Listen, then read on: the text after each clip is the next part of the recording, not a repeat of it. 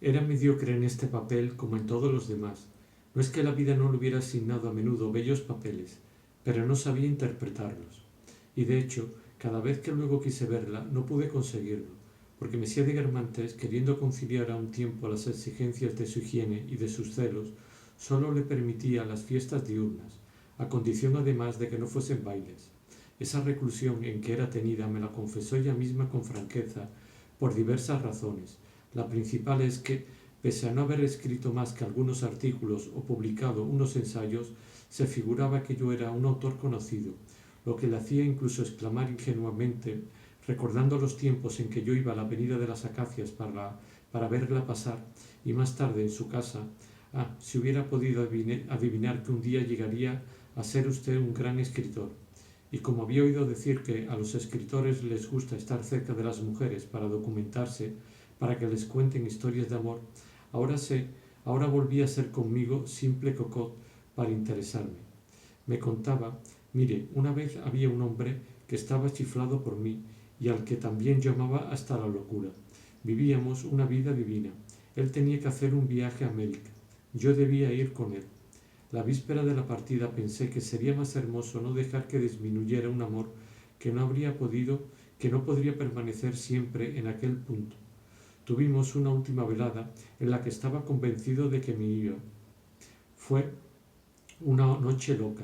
A su lado disfrutaba alegrías infinitas y la desesperación de sentir que no volvería a verlo. Esa misma mañana había ido a regalar mi billete a un viajero al que no conocía. Habría querido por lo menos comprármelo. Yo le respondí, no, me hace usted un gran favor si me lo acepta, no quiero dinero. Luego otra historia. Un día estaba yo en los Campos Elíseos. El señor de Breauté, al que solo había visto una vez, se puso a mirarme con tal insistencia que me detuve y le pregunté, ¿por qué se permitía mirarme de aquella manera? Me respondió, la miro porque tiene usted un sombrero ridículo. Era cierto. Era un sombrerito con pensamientos. Las modas de aquella época eran espantosas. Pero yo estaba furiosa. Le dije, no le permito que me hable así. Se puso a llover. Yo le dije, solo le perdonaría si tuviese un coche. Bueno, precisamente tengo uno y la acompañaré a casa. No, acepto su coche, pero no a usted. Yo subí al coche. Él empezó a caminar bajo la lluvia. Pero por la noche se presenta en mi casa. Nos amamos con locura 2 años. Venga alguna vez a tomar el té conmigo. Le contaré cómo conocí a Monsieur de Forcheville. En el fondo, añadió con aire melancólico, me he pasado la vida enclaustrada porque todos mis grandes amores han sido con hombres que estaban terriblemente celosos de mí. No me refiero al señor de Forcheville, porque en el fondo era un mediocre y nunca he podido amar de verdad más que a personas inteligentes. Pero mire, el señor Swann era tan celoso como lo es el pobre duque. Por este me privo de todo porque sé que no es feliz en su casa. Por el señor Swann era porque lo amaba con locura. Y pienso que bien pueden sacrificarse los bailes y la sociedad y todo lo demás por dar gusto o al menos evitar disgustos a un hombre que te ama. Pobre Charles. Era tan inteligente, tan seductor, justo el tipo de hombre que me gustaba. Y tal vez era cierto. Había habido un tiempo en el que Swann le había gustado, precisamente aquel en que ella no era su tipo. A decir verdad, su tipo, ella no lo había sido nunca, ni siquiera más tarde, y sin embargo, la había amado tanto entonces y tan dolorosamente. Más tarde se había sorprendido ante esa contradicción. No debe serlo si pensamos en lo alta que es en la vida de los hombres la proporción de los sufrimientos por mujeres que no eran su tipo. Quizá esto se deba a muchas causas. En primer lugar, que como no son vuestro tipo, al principio uno se deja amar sin amar, y así se permite que invada nuestra vida un hábito que no se habría producido con una mujer que hubiera sido nuestro tipo y que, sintiéndose deseada, habría provocado rivalidades. No nos habría concedido sino pocas citas, no se habría instalado en nuestra vida a todas horas de un modo que más tarde, si el amor viene y ella llega a faltarnos por una pelea, por un viaje en el que se nos deja sin noticias, nos arrastra en nosotros un solo lazo, no arranca en nosotros un solo lazo, sino 1000. En segundo lugar, ese hábito es sentimental porque no hay un gran deseo físico en la base, Y si el amor nace, el cerebro trabaja mucho más. Hay una novela en lugar de una necesidad. No desconfiamos de las mujeres que no son nuestro tipo. Las dejamos que nos amen. Y si luego las amamos 100 veces más que a las otras, sin tener siquiera a su lado la satisfacción del deseo saciado. Por estas razones y muchas otras, el hecho de que tengamos nuestras mayores penas con mujeres que no son nuestro tipo no depende únicamente de esa burla del destino que solo hace nuestra felicidad en la forma que menos nos agrada. Una mujer que es nuestro tipo rara vez supone un peligro, porque no quiere nada de nosotros, nos contenta, nos deja enseguida, no se instala en nuestra vida, y en el amor lo peligroso y procreador de sufrimientos no es la mujer en sí misma, es su presencia de todos los días, la curiosidad por lo que hace en todo momento. No es la mujer, es el hábito. Tuve la cobardía de decir que aquello era gentil y noble de su parte, pero sabía lo falso que era y que su franqueza estaba entreverada de mentiras.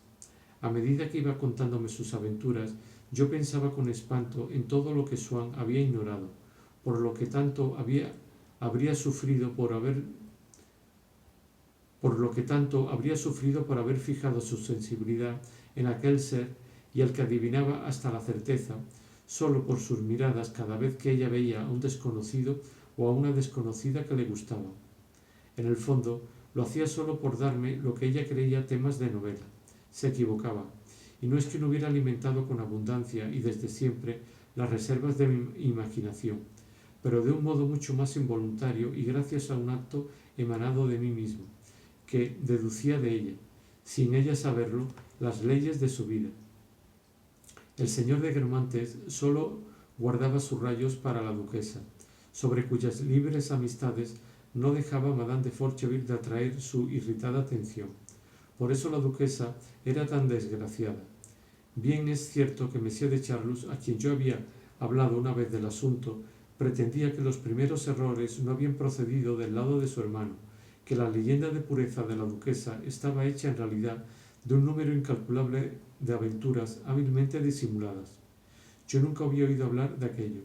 Para casi todo el mundo, Madame de Guermantes era una mujer totalmente distinta. La idea de que siempre había sido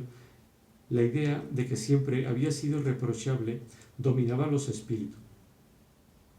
Yo no podía, entre estas dos ideas, decidir cuál estaba conforme con la verdad, esa verdad que siempre ignoran las 3/4 partes de la gente. Recordaba, desde luego, ciertas miradas azules y vagabundas de la duquesa de Guermantes en la nave de Combray, pero en realidad no refutaban ninguna de las dos ideas, y una y otra podían darle un sentido diferente e igual de aceptable. En mi locura, niño todavía, las había tomado durante un instante por miradas de amor dirigidas a mí. Luego había comprendido que sólo eran las miradas benévolas de una soberana, parecida a la de los vitrales de la iglesia hacia sus vasallos. ¿Había de creer ahora que mi primera idea había sido la verdadera? Y que si más tarde la duquesa nunca me había hablado de amor, era porque había temido comprometerse con un amigo de su tía y de su sobrino, más que con un niño desconocido encontrado por azar en Saint-Hilaire de Combray.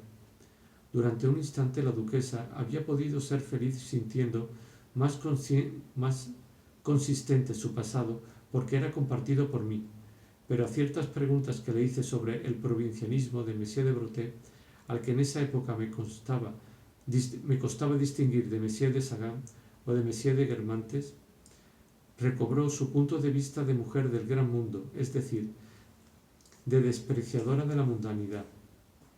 Sin dejar de hablar, la duquesa me hacía visitar el palacete. En los salones más pequeños se encontraban unos íntimos que para escuchar la música habían preferido aislarse.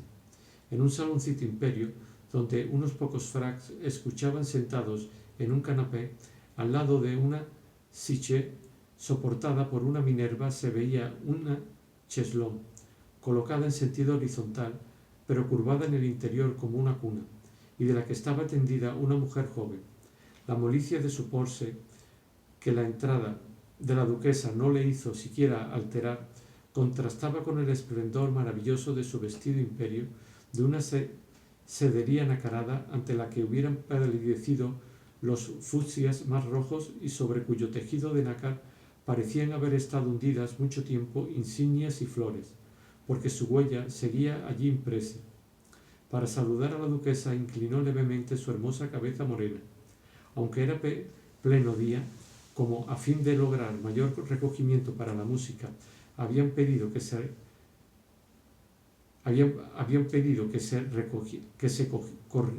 corriesen las grandes cortinas, habían encendido sobre un trípode, para evitar que alguien tropezase, una urna en la que se irisaba un débil resplandor. En respuesta a mi pregunta, la duquesa de Guermantes me dijo que era Madame de Saint-Aubert. Quise saber entonces qué era de la señora de Saint-Aubert que yo había conocido. Madame de Guermantes me dijo que era la mujer de uno de sus bisnietos. Pareció soportar la idea de que era una La Rochefoucauld de nacimiento, pero negó haber conocido personalmente a los Saint-Aubert. Le recordé que la velada, de la que en realidad solo tuve noticias de oídas, en que, siendo ella princesa de Glaumes, se había encontrado con Swann, Madame de Guermantes afirmó que nunca había estado en aquella velada. La duquesa siempre había sido algo embustera y se había vuelto más. Madame de Saint-Aubert era para ella un salón, por otro lado bastante venido a menos con el tiempo, del que prefería renegar. No insistí. No, a quien usted pudo haber entrevisto en mi casa porque era inteligente es al marido, de esa a la que usted se refiere y con la que yo no tenía relaciones.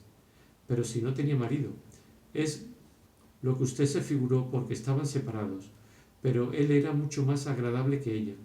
Terminé comprendiendo que un hombre enorme, extraordinariamente alto, extraordinariamente robusto, con el pelo todo blanco, al que solía encontrar en casi todas partes y cuya nombre nunca había sabido, era el marido de Madame de Saint-Aubert.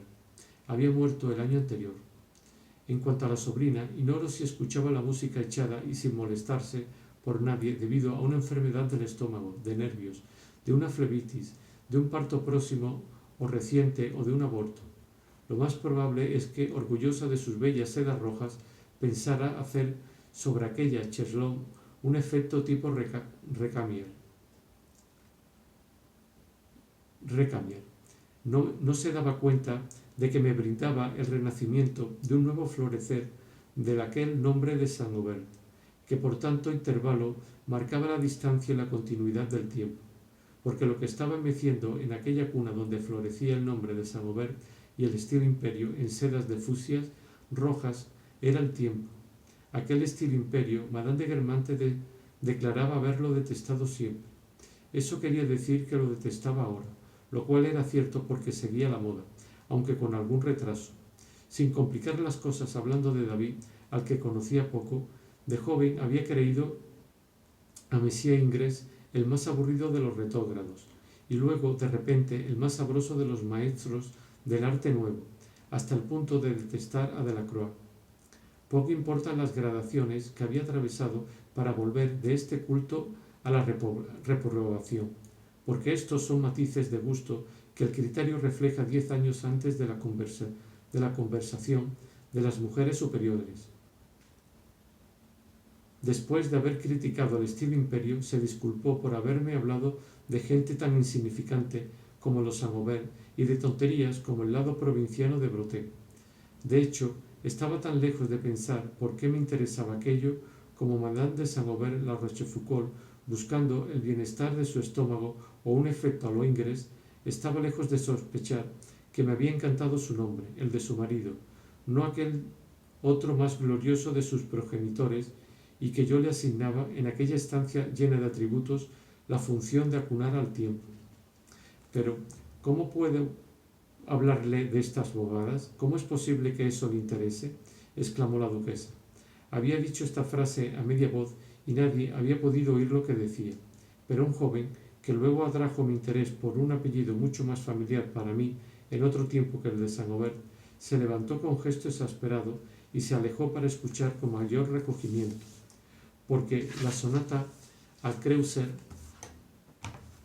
lo que estaban tocando, porque era la sonata Creuser lo que estaban tocando. Pero como se habían equivocado en el programa, él creía que era una pieza de Ravel, de quien le habían asegurado que era bello como Palestrina, pero difícil de comprender. En su violencia al cambiar de sitio, debido a la semioscuridad, chocó con un pequeño escritorio, cosa que no dejó de hacer volver la cabeza a muchas personas para quienes ese ejercicio tan simple de mirar detrás de sí interrumpía un poco el suplicio de escuchar religiosamente la sonata Kreutzer. Y Madame de Guermantes y yo, causas de aquel pequeño escándalo, nos apresuramos a cambiar de estancia. Sí, ¿cómo es posible que esas naderías puedan interesar a un hombre de su mérito? Es como hace poco, cuando le veía hablar con Gilbert de Saint-Loup. No es digno de usted. Para mí esa mujer es lo mismo que nada. No es siquiera una mujer, es lo más artificial y más burgués del mundo que conozco, porque hasta en su defensa de más intelectualidad mezclaba la duquesa sus prejuicios de aristócrata. Además, ¿le parece apropiado para usted venir a casas como esta? Hoy todavía lo comprendo, porque había ese recital de Rachel que puede interesarle, pero por bella que haya sido, Rachel no se entrega ante este público. Yo le invitaré a almorzar a solas con ella. Ya verá entonces qué clase de criatura es, porque es 100 veces superior a todo lo que hay aquí. Y después del almuerzo le recitará algo de Verlaine. Y ya me dirá usted algo.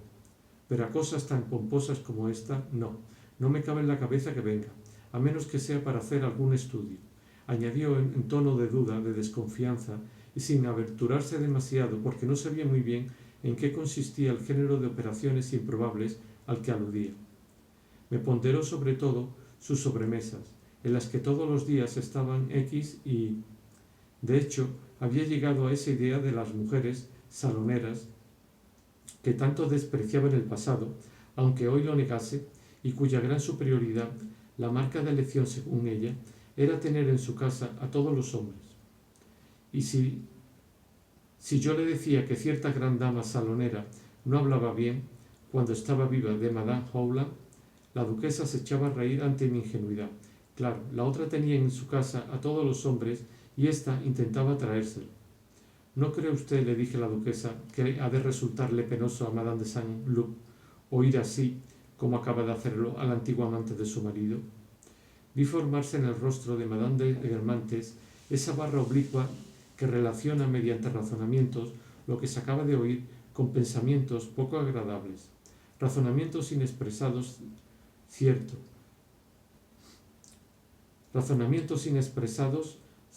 Pero todas las cosas graves que decimos no reciben nunca respuesta ni verbal ni escrita. Solo los tontos solicitan en vano 10 veces seguidas una respuesta a una carta que han cometido el error de escribir y que era una metedura de pata, porque a ese tipo de cartas nunca se contesta sino con actos.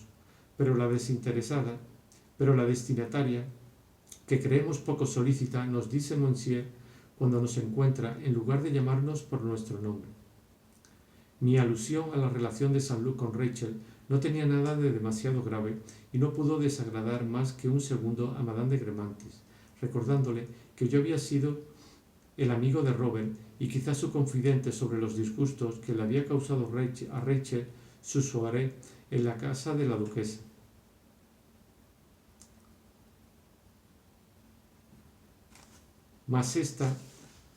Sobre los disgustos que le había causado a Rachel su soirée en casa de la duquesa, mas ésta no persistió en sus pensamientos. La barra de la tormenta se disipó y Madame de Guermantes respondió a mi pregunta sobre Madame de Saint-Loup. Dicho sea entre nosotros, creo que le da lo mismo, sobre todo porque Gilbert no ha querido nunca a su marido. Es un pequeño monstruo, le gusta la posición, el nombre, ser mi sobrina, salir de su fango, y luego no ha pensado en otra cosa más que en volver a él. Le dije que a mí esto me apenaba mucho por el pobre... Le diré que a mí esto me apenaba mucho por el pobre Robert, pues, pese a no ser un águila, se daba perfecta cuenta de eso, y de un montón de cosas más. No debo decirlo porque a pesar de todo es mi sobrina. No tengo la prueba positiva de que lo engañaba, pero hubo un montón de historias. Pero sí puedo decirlo porque lo sé, que un oficial de Messeguí, Robert, quiso batir... Puedo decirlo porque lo sé. Con un oficial de Messeguí, Robert quiso batirse. Y fue por todo esto por lo que Robert se alistó. La guerra le pareció una especie de liberación a sus disgustos familiares. Si quieres saber lo que yo pienso, no lo han matado, es que se ha hecho matar. Ella no ha tenido ninguna clase de pena, hasta me ha sorprendido por un raro cinismo en la afectación de su indiferencia, cosa que me ha disgustado mucho, porque yo quería al pobre Robert. A usted quizá le extrañe porque se me conoce mal, pero todavía suelo pensar en él. Yo no olvido a nadie. Él nunca me dijo nada, pero desde luego había comprendido bien que yo intuía todo.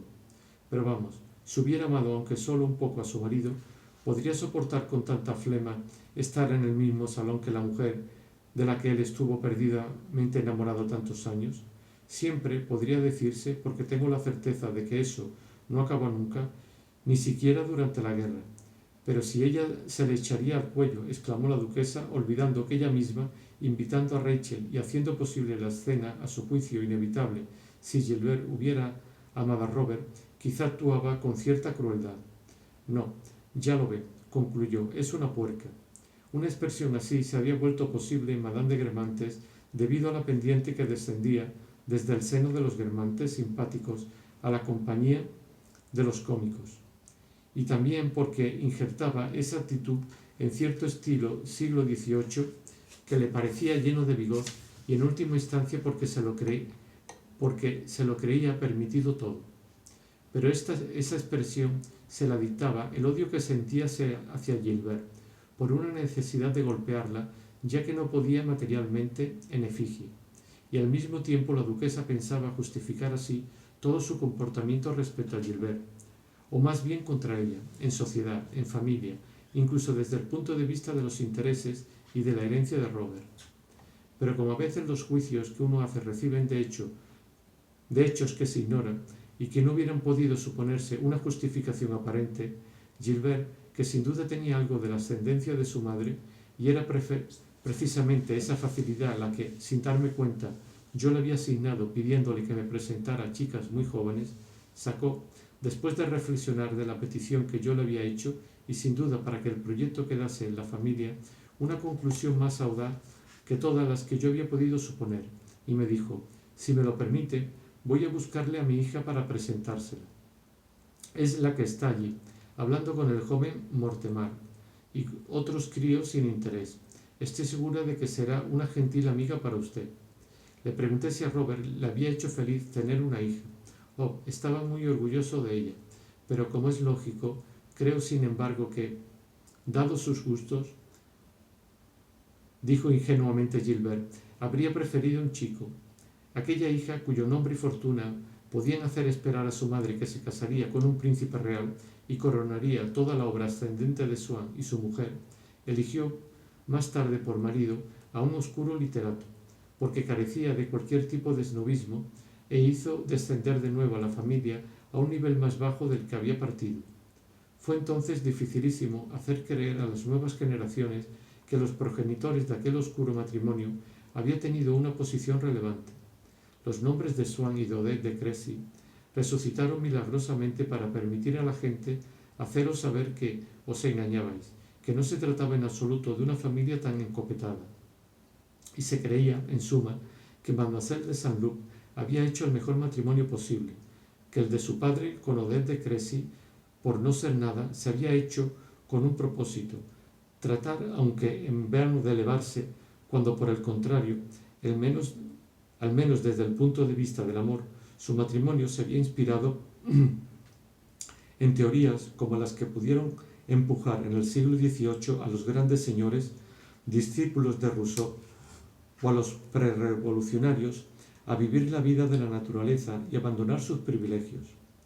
El asombro ante estas palabras y el placer que me causaron fueron sustituidos de inmediato mientras Madame de Saint-Loup se alejaba hacia otro salón por esa idea de tiempo pasado, que también me devolvía a su manera y antes incluso de haberla visto, Mademoiselle de Saint-Loup. Como la mayoría de los seres, por otra parte, ¿no era ella también, como los otros, como lo son en los bosques, las estrellas de los cruces donde convergen rutas que vienen, también para nuestra vida, de los puntos más diferentes? Eran numerosas para mí las que conducían a Mademoiselle de Saint-Loup e irradiaban a su alrededor, y sobre todo iban a parar a ella las dos grandes partes, por donde yo había dado tantos paseos y tenido tantos sueños. Por su padre, Robert de Saint-Loup, la parte de Guermantes; por Gilbert, su madre, la parte de Meseglis, que era la parte de Soin. Una por la madre de la joven, y los campos elíseos me llevaban hasta Soin, a mis noches de Combray, la parte de Meseglis; la otra por su padre, a mis tardes de Balbec, donde volví a verla junto al mar, iluminado por el sol. Entre estas dos rutas ya se establecían caminos transversales. De hecho, si tanto había deseado ir a aquella Balbec real donde había conocido a Saint-Loup, en gran parte se debió a lo que Soin me había dicho sobre las iglesias, sobre la iglesia persa ante todo, a la que tanto había deseado ir, y por otro lado, a través de Robert de Saint-Loup, sobrino de la duquesa de Guermantes, reunía también en Combray la parte de Guermantes, pero también a muchos otros puntos de mi vida conducían Mademoiselle de Saint-Loup, a la dama de Rosa, que era su abuela y a la que yo había visto en casa de mi tío abuelo. Nuevo camino transversal aquí, porque la ayuda de cámara de ese tío abuelo, que ese día me había presentado y que más tarde me había permitido, regalándome una fotografía, identificar a la dama de Rosa, era el padre del joven al que no solo Monsieur de Charlus, sino el padre mismo de Mademoiselle de Saint-Loup había amado, y por el que había hecho desgraciada a su madre. Y no había sido el abuelo de Mademoiselle de Saint-Loup, Soin, el primero en hablarme de la música de Vinteuil, así como Gilbert había sido la primera en hablarme de Albertine, y fue hablando de la música de Vinteuil Albertine, como había descubierto yo quién era su gran amiga, e iniciado con ella aquella vida que la había conducido a la muerte y a mí me había causado tantos sufrimientos. Por otro lado, también era el padre de Mademoiselle de Saint-Loup el que había emprendido un viaje para tratar de hacer volver a Albertine, e incluso toda mi vida mundana, tanto en París, en el salón de los Soin o de los Guermantes, como en el extremo opuesto en casa de los Verdurin, haciendo alinearse así, al lado de las dos partes de Combray, de los Campos Elíseos, la bella terraza de la Raspelière. Además, ¿qué seres hemos conocido que, para contar nuestra amistad con ello, no nos obliguen a situarnos sucesivamente en todos los puntos más diversos de nuestra vida? Una vida de salud descrita por mí se desarrollaría en todos los escenarios e interesaría a todas las partes de mi vida, incluidas aquellas en las que más ajeno fue, como mi abuela o como Albertine. Por otro lado, por opuestos que fuesen, los Verdurin estaban relacionados con Odette por el pasado de ésta, con Robert de Saint-Loup por Charlie, y qué papel no había jugado en su casa la música de Vinteuil. Por último, Soin había amado a la hermana de Legrand, que había conocido a Monsieur de Charlus, con cuya pupila se había casado el joven Cambermer. Cierto que, si solo se trataban de nuestros corazones, el poeta tuvo razón al hablar de los hilos misteriosos que la vida rompe. Pero más verdad es todavía que los teje sin cesar entre los seres, entre los acontecimientos, que entrecruza esos hilos, que los redobla para espesar la trama, tanto que entre el menor punto de nuestro pasado y todos los demás, una rica red de recuerdos no deja más elección que la de las comunicaciones. Puede decirse que, si trataba de no usarlas de manera inconsciente, sino de recordar lo que había sido, no había una sola de las cosas que nos servían en aquel momento que no hubiera sido una cosa viva, y viva con una vida personal para nosotros, transformada luego para nuestro uso en simple material industrial. Mi presentación a Mademoiselle de Saint-Loup iba a tener lugar en casa de Madame de Verdurin. Con qué arrobo volvía a pensar yo en todos nuestros viajes con aquella Albertine de la que iba a pedir a Mademoiselle de Saint-Loup que fuera su sucedáneo, en el trenecito, en dirección a Deauville, para ir a casa de Madame Verdurin, la misma Madame Verdurin que había anulado y roto, antes de mi amor por Albertine, el del abuelo y la abuela de Mademoiselle de Saint-Loup. A nuestro alrededor, por todas partes, estaban los cuadros de aquel estilo que me había presentado Albertine, y para fundir mejor todos mis pasados, Madame Verdurin, igual que Gilbert, se habían casado con un Guermantes. No podríamos contar nuestras relaciones con un ser que hemos conocido, aunque sea poco, sin evocar uno tras otro los lugares más diversos de nuestra vida. Así, cada individuo, y yo mismo era uno de esos individuos, medía para mí la duración por la revolución que había realizado no solo alrededor de mí mismo, sino alrededor de los demás, y en particular por las posiciones que sucesivamente había ocupado respecto a mí.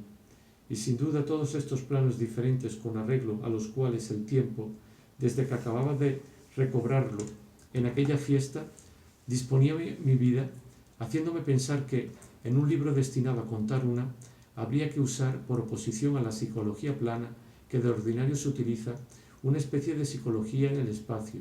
Añadía una belleza nueva a estas resurrecciones que en mi memoria operaba mientras meditaba solo en la biblioteca, ya que la memoria, al introducir el pasado en el presente sin modificarlo, tal como era en el momento en que era el presente, suprime precisamente esa gran dimensión del tiempo por la que la vida se realiza.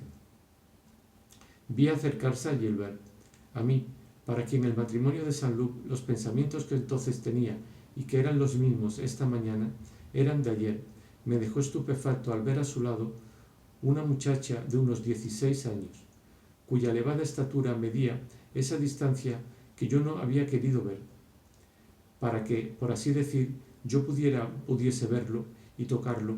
El tiempo incoloro e inasequible se había materializado en ella, la había moldeado como una obra maestra, mientras paralelamente sobre mí no había hecho ahí más que su obra.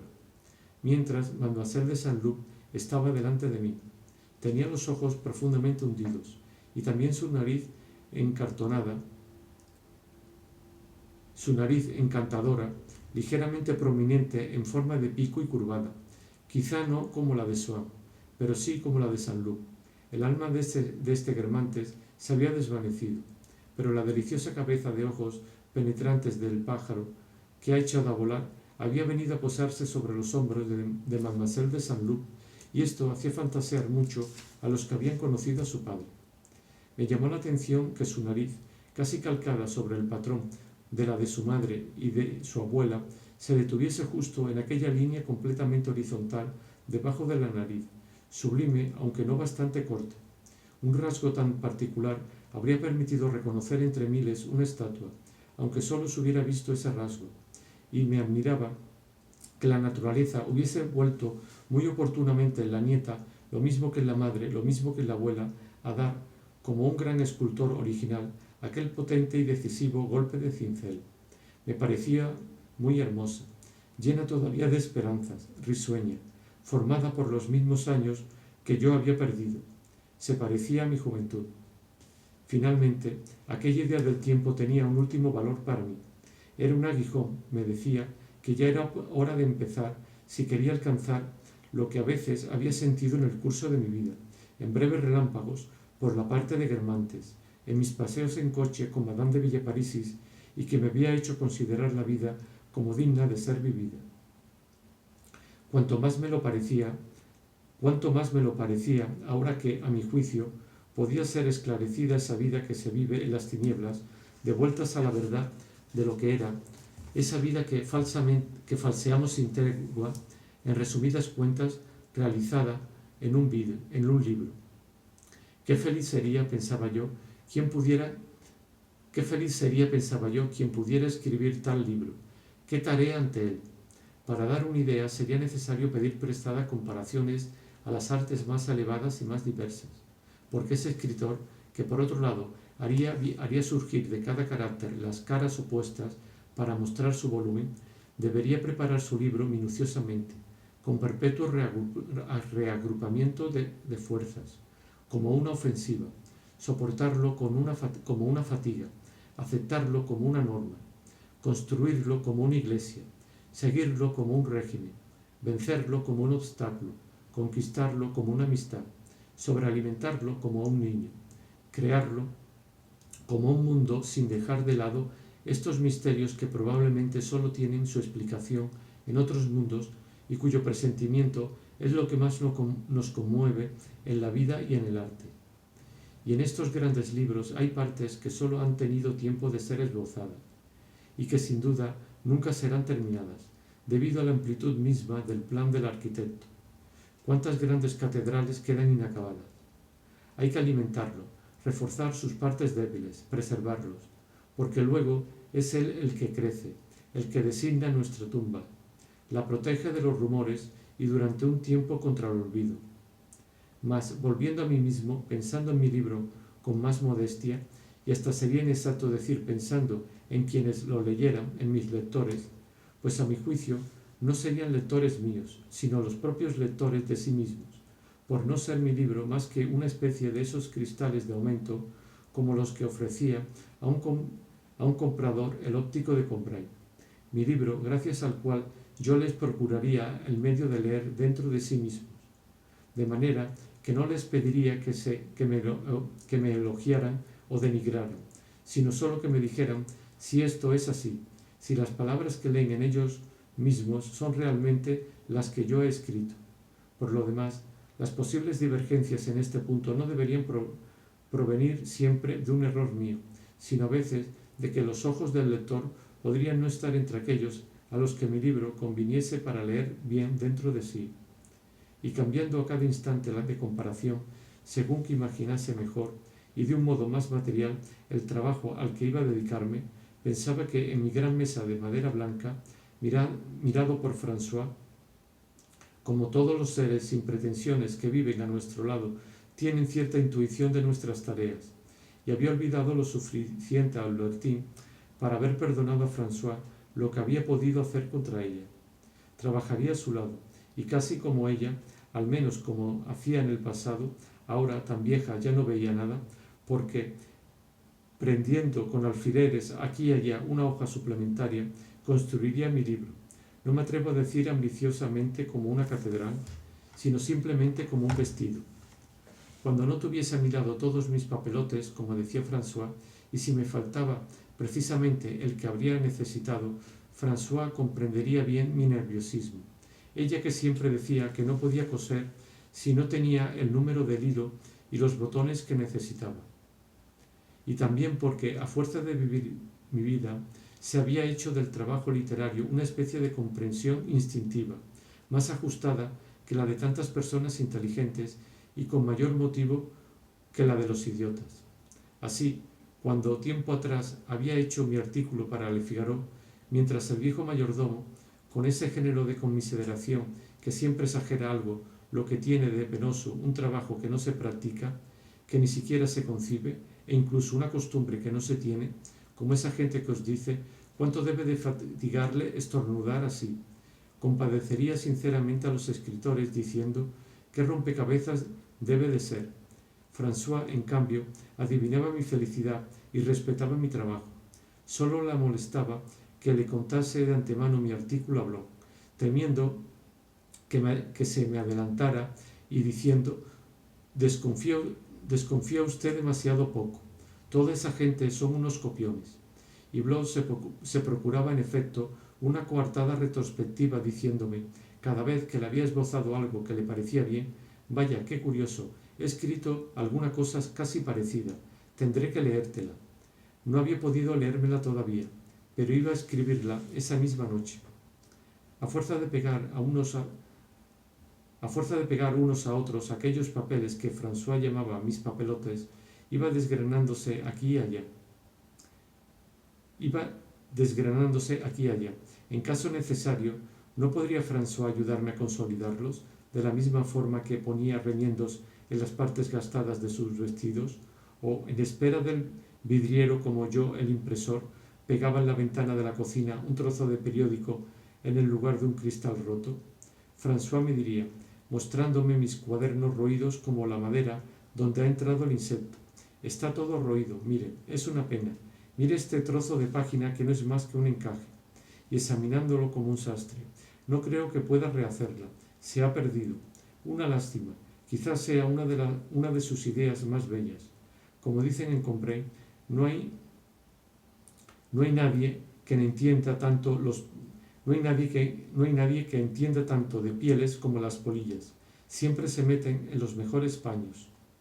Por otro lado, como las individualidades, humanos o no, están hechas en un mismo libro de impresiones numerosas que, tomada de tantas muchachas, de tantas iglesias, de tantas sonatas, sirven para hacer una sola sonata, una sola iglesia, una sola muchacha. ¿No haría yo mi libro a la manera en que François hacía aquel bourg-mort apreciado por Messier de Norpois, y cuya gelatina enriquecían tantos trozos de carnes añadidos y selectos? Y por fin realizaría lo que tanto había deseado en mis paseos por la parte de Guermantes y creído imposible, como había creído imposible al volver a casa habituarme nunca a acostarme sin besar a mi madre, o más tarde a la idea de que Albertín amaba a las mujeres, idea con la que había terminado viviendo sin darme cuenta siquiera de su presencia, porque nuestros mayores temores, como nuestras mayores esperanzas, no están por encima de nuestras fuerzas, y podemos acabar dominando los unos y realizando las otras. Sí, a esa obra, esa idea del tiempo que acababa de formular, decía que había llegado el momento de ponerme. Era la hora, pero, y esto justificaba la ansiedad que se había apoderado de mí desde mi entrada en el salón, cuando los rostros pintados me habían dado la noción del tiempo perdido. ¿Era tiempo todavía e incluso estaba todavía en condiciones? La mente tiene sus paisajes cuya contemplación no se le deja más que un tiempo. Había vivido como un pintor que sube por un camino que domina un lago cuya vista le oculta una cortina de rocas y de árboles. Lo divisa a través de una brecha, lo tiene por entero ante él, coge sus pinceles, pero ya llega la noche en la que ya no puede pintar y sobre la cual no volverá el día a levantarse. Solo que una condición de mi obra, tal como la había concebido hacía un rato en la biblioteca, era la profundización de las impresiones que primero había que recrear mediante la memoria, y ésta estaba gastada. En primer lugar, desde el momento en que no había nada empezado, podía estar inquieto, incluso si creía tener aún delante de mí, debido a mi edad, algunos años, pues mi hora podía sonar dentro de unos minutos. De hecho, había que partir de que yo tenía un cuerpo, es decir, de que estaba perpetuamente amenazado por un doble peligro, exterior e interior. Además, solo hablaba así por comodidad del lenguaje, porque el peligro interior, como el de hemorragia cerebral, es exterior también por ser del cuerpo. Y tener un cuerpo es la peor amenaza para el espíritu.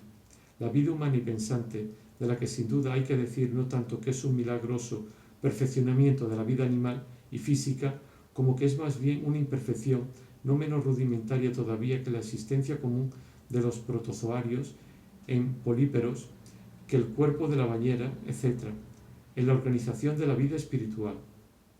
El cuerpo encierra al espíritu en una fortaleza.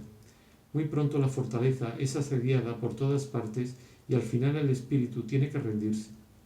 Pero por limitarme a distinguir las dos clases de peligro que amenazaban a la mente, y para empezar por el exterior, recordaba que ya había ocurrido a menudo en mi vida en momentos de excitación intelectual en los que alguna circunstancia había suspendido en mí toda actividad física, por ejemplo cuando dejaba en coche medio borracho el restaurante de Rivebelle para ir a algún casino próximo, sentir con toda nitidez dentro de mí el objeto presente de mi pensamiento y comprender que dependía de un azar no sólo que ese objeto no hubiese entrado todavía en él, sino que fuese, junto con mi cuerpo mismo, aniquilado. Poco me preocupaba entonces. Mi exaltación no era prudente ni inquieta. Poco me importaba que esa alegría acabase en un segundo y entrase en la nada. Ahora no ocurría lo mismo, y es que la felicidad que experimentaba no procedía de una tensión puramente subjetiva de los nervios que nos aísla del pasado, sino por el contrario de una prolongación de mi mente en la que se formaba, se actualizaba ese pasado y me daba, pero por desgracia momentáneamente, un valor de eternidad. Habría querido legar a quienes hubiese podido enriquecer con mi tesoro. Cierto, lo que había sentido en la biblioteca y que procuraba proteger seguía siendo placer, pero un placer no ya egoísta, o al menos de un egoísmo, porque todos los altruismos fecundos de la naturaleza se desarrollan según modalidades egoístas. El altruismo humano no es egoísta. El altruismo humano que no es egoísta es estéril. Es el del escritor que interrumpe su trabajo para recibir a un amigo desdichado, para aceptar un cargo público, para escribir artículos de propaganda, de un egoísmo provechoso para los demás. Ya no tenía aquella indiferencia de los regresos de Riverdale que sentía acrecentado por aquella obra que llevaba, me sentía acrecentado por aquella obra que llevaba dentro de mí, como por algo precioso y frágil que me hubiera sido confiado y que yo habría querido entregar intacto a las manos a las que estaba destinado y que no eran las mías.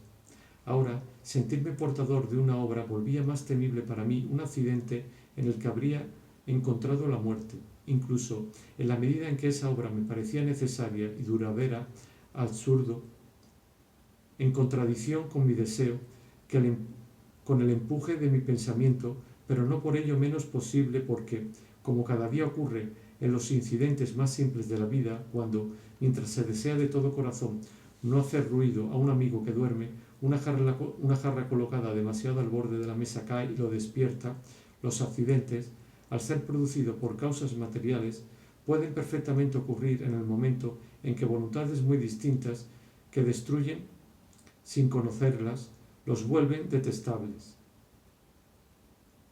Sabía de sobra que mi cerebro era una rica cuenca minera, donde había una extensión inmensa y muy variada de yacimientos preciosos. Pero, ¿tendría tiempo de explotarlos? Yo era la única persona capaz de hacerlo, por dos razones.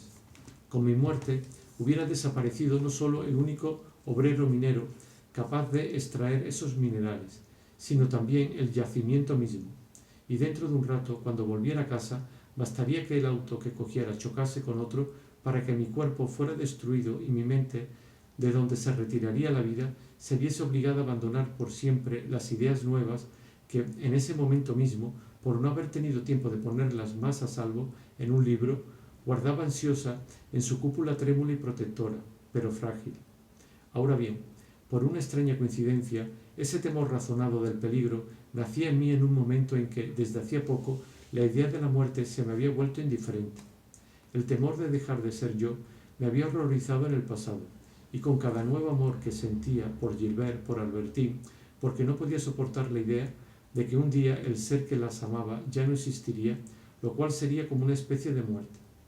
Pero a fuerza de renovarse, ese temor se había mudado de forma natural en una calma confiada.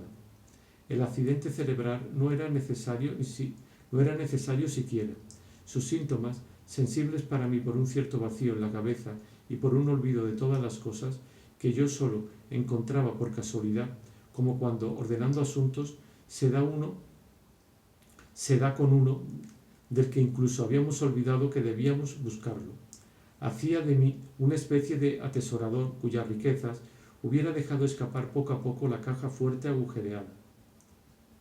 Durante algún tiempo existió un yo que deploró perder esas riquezas y se oponía a ella, a la memoria, y pronto me di cuenta de que la memoria, al retirarse, también se lleva consigo ese yo.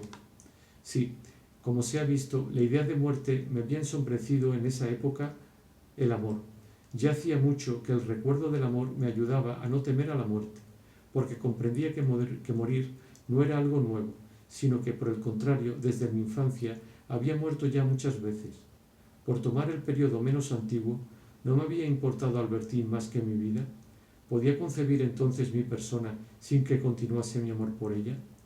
Pero ya no la amaba. Yo era no el ser que la amaba, sino un ser diferente que no la amaba. Había dejado de amarla cuando me había vuelto otro. Y no sufría por haberme vuelto ese otro, por no amar ya a Albertine. Y desde luego, no tener ya mi cuerpo un día no podía parecerme en modo alguno algo tan triste como me había parecido en otro tiempo dejar de amar un día a Albertine. Y sin embargo, qué indiferente me resultaba ahora no amarla ya. Estas muertes sucesivas, tan temibles por el yo que debían aniquilar, tan indiferentes, tan dulces una vez que producidas, y cuando el que las temía no estaba ya allí para sentirlas, me habían hecho comprender desde hacía un tiempo lo poco sensato que sería asustarme de la muerte.